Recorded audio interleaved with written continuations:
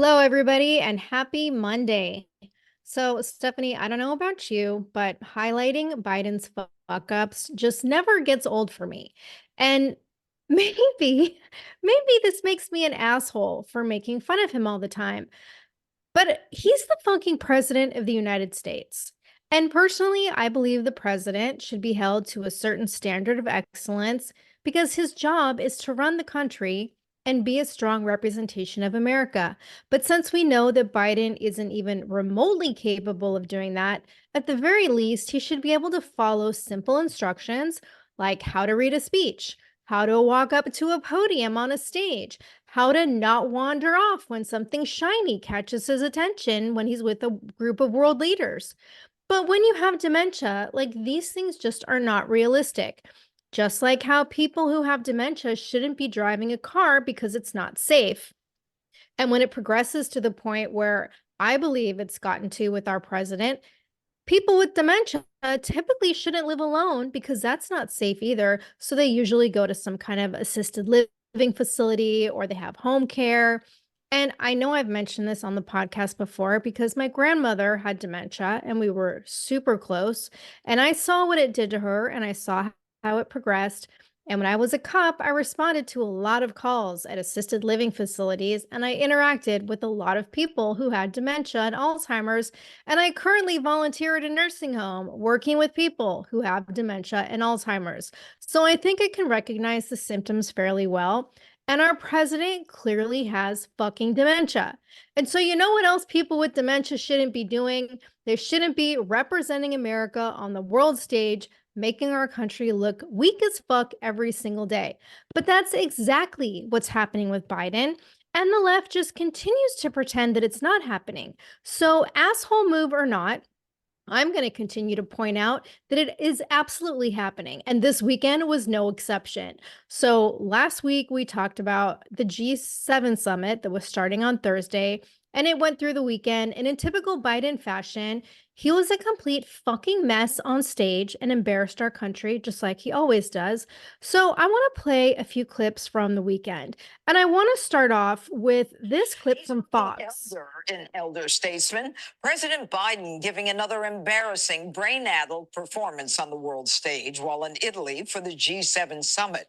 The big guy must have thought it was still D-Day. He awkwardly saluted the Italian prime minister who was hosting the event. Another startling moment, the president wandered away from the group of world leaders to go look at a skydiver and give them a thumbs up. Italy's leader was then forced to physically redirect the president's attention for a photo. Biden then. And there's so much more. And it's bad enough like doing that just regularly, but when like there's so much at stake in the world and like we're on the verge of a world war, like this is unacceptable. Yeah. And do you ever read the Babylon Bee? Yes. Okay. I love them. I love them. And they're like, if you guys don't know what they are, it's a publication that has like a very conservative, sarcastic take on politics. And the stuff they write is hilarious. And this weekend, they completely nailed it because they put out an article on Saturday and they said the G7 officially changed their name to the G6 after Biden wandered off to watch the skydivers. And so I want to quote from the article because it's fucking hilarious. So they said, quote, "Well, there goes number 7, said Italian Prime Minister Giorgia Meloni, watching as Biden meandered off into a forest. Let's just go down to 6 nations, guys. I'm so tired of fetching him." The other world leaders quickly ratified the proposal. "We've spent so much time chasing Biden down, we're barely able to get anything done," complained German Chancellor Olaf Scholz. Also, he spent half the last meeting trying to talk to Wilhelm II. He just doesn't bring much to the table other than ice cream. I will miss the ice cream, end quote. Biden was reportedly furious at being kicked out of the group of 7, demanding immediate reinstatement. "Listen here, bub. I built these 7 nations with my bare hands. I drove an 18-wheeler, screamed Biden. So, Stephanie, clearly this is like a comedic farce, except tell me this isn't fucking accurate. It totally is. And that's probably the real shit they all say. They probably like make fun of him so bad. And like the thing is, like I watched the clip of Maloney like pulling Biden, and trying to redirect him because they're all probably thinking like, fuck, like this is making us look bad. And like Russia's about to like start war. And so they're probably freaking out just as much as we are. Like it's the whole thing's a shit show. And I mean, yeah, it's hilarious, but it's also terrifying. Exactly. And then during the summit, there was this press conference with Zelensky, and they were discussing the ridiculous new agreement we touched on last week and said was going to happen. And I think you have some details on this. But um, Josh Wingrove, he's a reporter from Bloomberg, and he was there, and he asked an off-topic question about the Israel-Hamas war. And Biden got upset. And he said he wished reporters would play by the rules and ask the right questions. So I want to play this clip.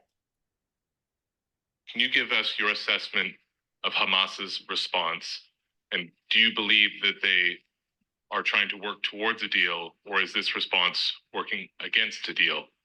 And what is your message to allies, including those here at the G7, about what more, if anything, the U.S. can do to drive towards a peace agreement? Thank you. I wish you guys would a little play by the rules a little bit. I'm here to talk about a critical situation in Ukraine. You asked me another subject. I'll be happy to answer it in detail later. But the bottom line is that we've made an agreement. I've laid out an approach that has been endorsed by the UN Security Council, by the G7, by the Israelis, and the biggest hangup so far is Hamas refusing to sign on, even though they have submitted something similar. Whether it now that comes to fruition, Blah blah blah blah blah blah blah blah blah. But I'm waiting for him to say, God damn it, why do you veer off the teleprompter? Okay, but okay, speaking of, that happened in another interview. Very similar. So I don't know if you saw this, but the White House had a special meeting with social influencers last week. And Biden lost his temper on camera when, do you know who Jonathan Katz is? No, I don't think so. He's like an independent reporter, but he's a major TikTok influencer.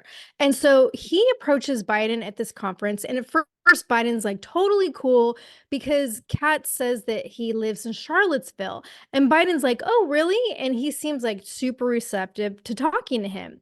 Or at least as receptive as he can be for like an old man who wanders away within seconds. But Katz asked him about a statement Biden had made about anti-Semitic protests, and he asked him why he's giving Israel like another $26 billion in aid and what he was going to do to prevent the genocide taking place in Gaza that he said is like being done with American funded weapons being supplied to Israel. And so Katz is recording this on his phone. And it's this really weird angle where it's like half of Biden's face, but Biden's explaining how Israel's security is essential and how it's fundamentally different from how Israel's acting with Gaza. And he's pushing hard for aid. And so Katz tries to ask a follow-up question, and Biden totally switches gears and goes off on him. And I would play the clip, but there's a lot of background noise because there's a bunch of people in the room talking. So it's hard to hear clearly, but like Biden gets annoyed and he says to Katz, he like just switches on a dime and he goes, I know you're a typical press guy. You're grabbing me in front of all this all of a sudden. And I trust you as far as I throw your phone. I have a good arm, man. I can throw it a long way. Yeah, no, you can't. First of all. Yeah, and then Katz gets approached by Biden's like security aides and they escort him away. But Katz posted the video on TikTok, and this guy has like some like 70,000 followers or something. And by Saturday, the video had like, I don't know, maybe like 30,000 views, but it was reported by the Daily Mail. So it got a shit ton more views. And then I look it up on TikTok and it's been reposted by tons of people. So this video is fucking out there. And it's like, at what point are we going to stop pretending that Biden is capable of representing, much less leading our country? It's so ridiculous and everybody knows it. And that's why I'm like, okay, when are they going to show their hand? Like, there's no way this guy's running. There's no way. Right. And everyone's like, oh, it's too late for that. No, it's not. Like, what if he ends up in the hospital or, you know what I mean? Like, at any point, they can pull the rug from underneath him and bring someone else in. And you know that's going to happen before the election. Like, Oh, yeah. 100% think that's going to happen. And it just like pisses me off when he makes those comments, or KJP or any of these people make these comments about reporters, because what reporter has ever been fair to President Trump? Like, Right. they have been completely out of line with him, and yet he still showed up every single day and answered their questions. So, like, I don't want to see any of this nonsense from Biden. Like, they throw him these softball questions and he can't even answer those. And yeah, it's totally embarrassing. But okay, I don't really like polls. I don't follow polls, but this one cracked me up. So I just had to tell you about it. So I came across this. It was in the Daily Wire, and it was talking all about the debate that's coming up between Joe Biden and Trump. And I guess there was this poll by JL Partners, and it showed that 49% of voters expect Joe Biden to forget where he's at during the debate with Trump. So, like, almost half of voters. Yeah, that sounds about right. And then 73% of voters think that Biden will mess up his words during the debate. Why that number isn't at 100% is like baffling to me, but Right. 73%. And then 41% expect him to walk off the wrong side of the stage. And then another 40% expect him to have issues standing up. And like it was equally funny though, because there were also things that they said for Trump where they said that 80% think that he'll interrupt Biden. And like, you totally know that's going to happen. They're going to cut his mic. 61% think that he'll tell a rambling story, which, come on, he probably will. And then 54% think his mic will cut off at least once during the debate. And again, I don't know why they don't think that's at like 100%, because they're going to cut it off.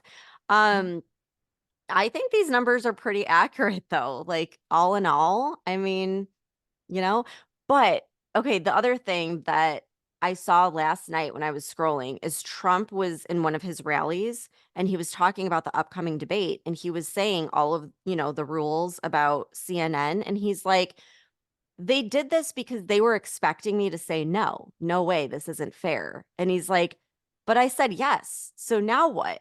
Now he has to debate me. Like, they wanted Trump to be the one to say no, he's not going to debate, so that Biden would get out of it.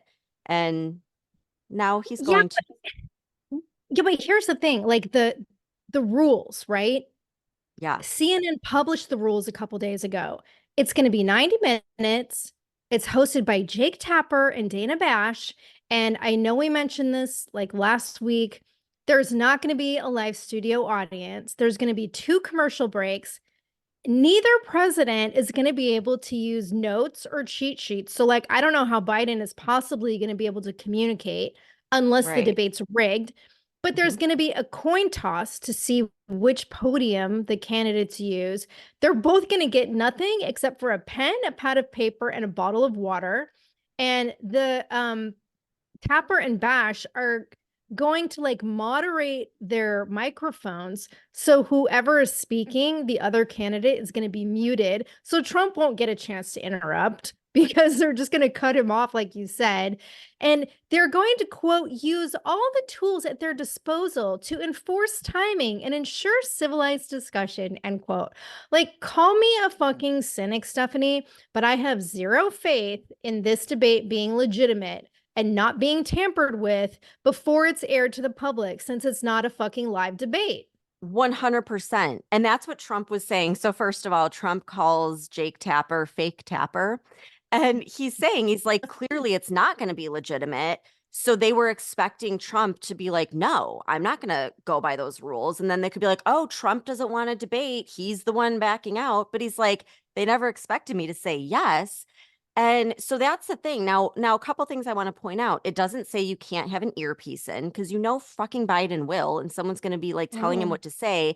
The other thing is Trump publicly said we need to have a drug test right before. I'll take a drug test, you take a drug test, because they're going to pump they're going to pump Biden full of all kinds of shit so that he can talk for 90 minutes. And then he did bring up the muting of the microphone.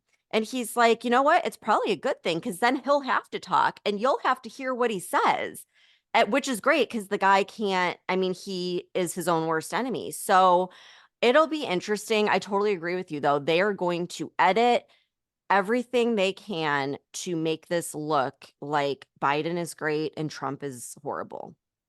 Either that or this will be used to get Biden out of the running. Yeah. One Yeah, of the two. that's a good point. One or the other. Either way, yeah. Yeah, and this is unbelievable to me, but apparently Biden raised a record $28 million at that Hollywood fundraiser that he had over the weekend in Los Angeles with Obama, Julia Roberts, and George Clooney. And ticket packages sold for $500,000 each. And I guess the last time he raised like 26 million, so this is like, topping the charts. And I have to say, I'm so fucking disappointed because one of the celebrities in attendance was Jason Bateman, and I I loved Jason love Bateman. him. Not Yes, anymore. What the hell, dude? exactly. And I'm like, I have fucking loved this guy for years, like since he started in TV, much less movies. And it's like, I'm so disappointed because now I can't watch anything that he's in anymore. But I guess other like celebrities, Catherine Hahn, Cheryl Lee Ralph, Jack Black, Barbara Streisand. And you know what I was thinking? You know where this 28 million should go, Stephanie? It should go to fucking Ukraine. Because Yes. last week we talked about the peace summit that was going to happen in Switzerland over the weekend. And it did happen on the heels of the G7 meeting. And Biden was at the fundraiser, so he couldn't be there. He was probably too busy wandering around getting lost. But he sent Kamala in his place. And Kamala announced that we're going to be giving Ukraine another $1.5 billion in aid. Oh, and I have so much to say about this. I am pissed. And I want to point out something really quick. Okay, notice how when Biden raises money, it's like, oh, this is a record 28 million. And they talk about how great it is. But then when Trump raises money, like he raised 400 million after his guilty verdict, they're like, oh, people are giving money to a billionaire. And it's like, excuse me, what? Like this is Yeah. what they're supposed to raise money for their campaign. Like the whole thing is just stupid. But yeah, so the Ukraine aid has just got me like my blood is boiling, okay? According to the Washington Post, Biden and Zelensky signed a quote 10-year security agreement that will commit Washington to supply Kiev with a wide range of military assistance, National Security Advisor Jake Sullivan said, in a bid to bolster Ukraine's fight with Russia, end quote. So this whole Ukraine war that I would like to point out was supposed to last 2 days is now going to be a long, drawn out 10-year ordeal that we are roped into and funding. And the article goes on to say, quote, the deal aims to commit future U.S. administrations to support Ukraine, even if former President Donald Trump wins November's election, officials said. It'll be a framework for a long-term effort by the United States to develop Ukraine's armed forces, which have innovated on drone warfare and other cutting-edge techniques in the fight against Russia, but are also desperately outgunned and in need of modern weapons. Officials said they hoped the agreement would transcend political divisions within the United States, but acknowledged that Trump or any future president could withdraw from the legally binding executive agreement because it's not a treaty and will not be ratified by Congress, end quote. And like, okay, I guess they're right, first of all, because it does transcend political divisions in the US. Because the one thing that everyone can agree on, whether you're on the left or the right or the middle, is that we don't want the US to be involved in this war. So, yeah, we are united against it, but it also, like, they're talking out of both sides of their mouth. On the one hand, they're like, they're setting it up so future administrations have to adhere by it. But then they turn around and say that Trump could withdraw from this agreement if he gets in. So, just another reason why we need to vote for Trump. We need to stop hemorrhaging our hard earned tax dollars to aid a corrupt country in a war that we never should have been involved with in the beginning. Like, this is absolutely insane and it's pissing me off, clearly. Well, yeah, and the whole peace summit was such a fucking joke. Like this final declaration was signed by, I think, 80 of the 100 countries in attendance.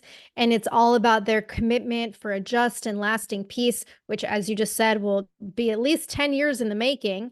And Zelensky said that we need to have another follow up summit as soon as possible. And maybe Russia should attend this time. But when the declaration was signed, there was no mention of a follow up conference.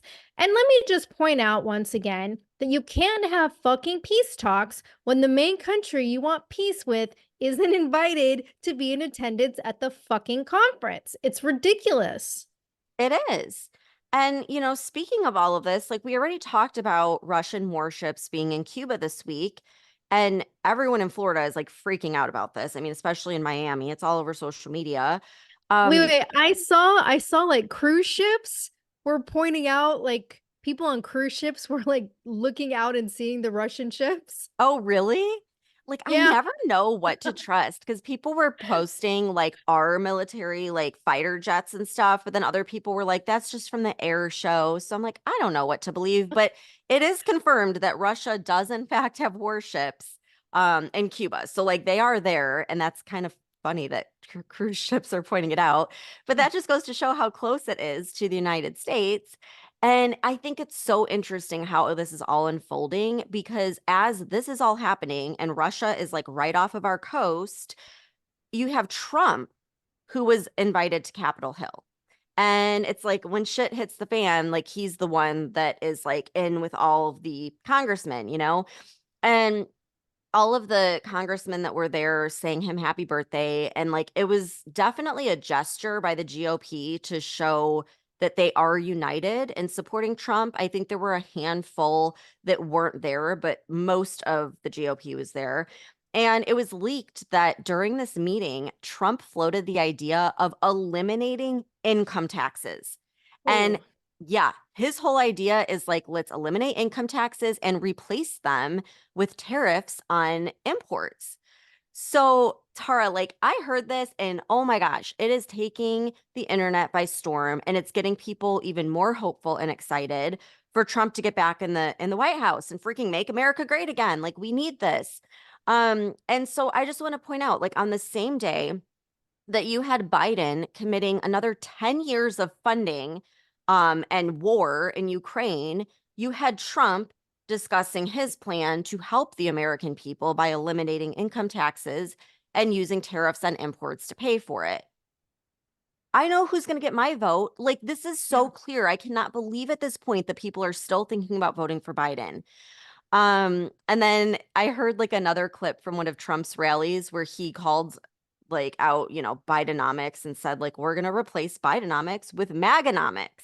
And Ooh, like, I like boy, that. do we need to come in and clean up this mess with some Maganomics. I'm using Maganomics. As stupid as Yeah. Bidenomics was, I'm going with Maganomics.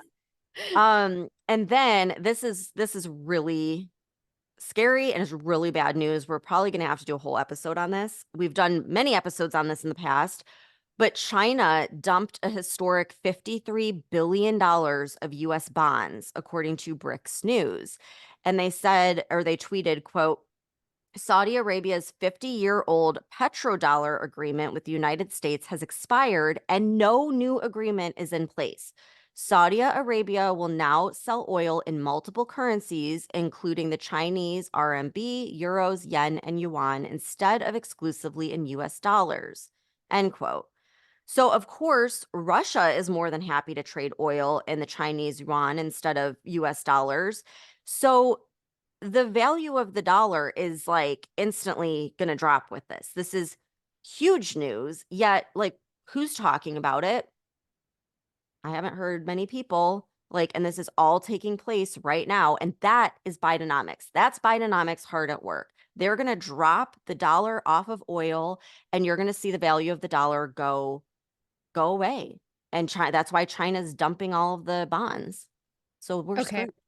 Yeah, we're going to have to do another update on this because I know there's more happening behind the scenes and we haven't really talked about what's going on with BRICS in a while. And I think people just still have this belief and reassurance that the dollar is going to stick. And like, this doesn't give me too much confidence. How's it gonna, like, it's not backed by gold anymore. Yeah. And the only reason it was doing good is because it was backed by oil. And if it's not backed by oil, it's worthless. Yeah. So yeah, this is happening like as we speak. This is happening. So yeah. Okay. Well, I'm going to turn it back around to a little bit of a lighter note Thank you. because since we were talking about Florida and Russia, and I wanted to bring up this clip that I saw from your governor, DeSantis, and I have to play it because he fucking calls out Biden without even saying his name. So listen to this. Yep. A reporter is asking him a question right now, and he can't really share it. So give it 1 second. Well, I'm the governor of Florida. I'm not the commander in chief, but if my responsibilities were different, that would not be something that we would allow to be happening. I think it's really concerning. I think that under this administration, they've put out a posture of weakness that has invited more aggressive actions from our adversaries. Now, Russia, this isn't their first foray into the Western Hemisphere, obviously, if you look through history, but I think the amount of activity amongst hostile nations in our own hemisphere is probably at a level that we have not seen in many, many years. And if you look at how the governments of this hemisphere are constituted now, most of them are more aligned with the Russias and the Chinas, unfortunately, than with the United States and the free world. And so I think it is problematic. I think that history has shown that these bad actors, they respond to strength and they're deterred by strength. They are not going to be deterred by weakness. They're not going to be deterred by confusion. They're not going to be deterred by a president wandering around aimlessly at the G7. They're going to be deterred because they know that that's not somebody that you want to mess with. So we're failing as a country with the deterrent capability. And I think it starts at the top with the president of the United States. Okay, maybe that wasn't so light after all. You know what? Well said, though. Well said. Ronnie is back, and that makes me feel good because he's the governor of my state. Yeah, he's absolutely spot on. I mean, he couldn't have said it better. I will end on like a funny note because I think we need to end it on some, laughter. So it's a little bit off topic, but it has to do with like Trump and the hush money trial and all of that and the Biden administration. So I personally feel like this is the most epic 60-second takedown of the hypocrisy in Washington and the Biden administration by none other than Congressman Massey. So listen to this. What's happened here? So, Congress has paid over $17 million in hush money for sexual misconduct inside of the offices in these buildings. And what's more is that was taxpayer money, right? The allegation is that President Trump paid $130,000 of his own money.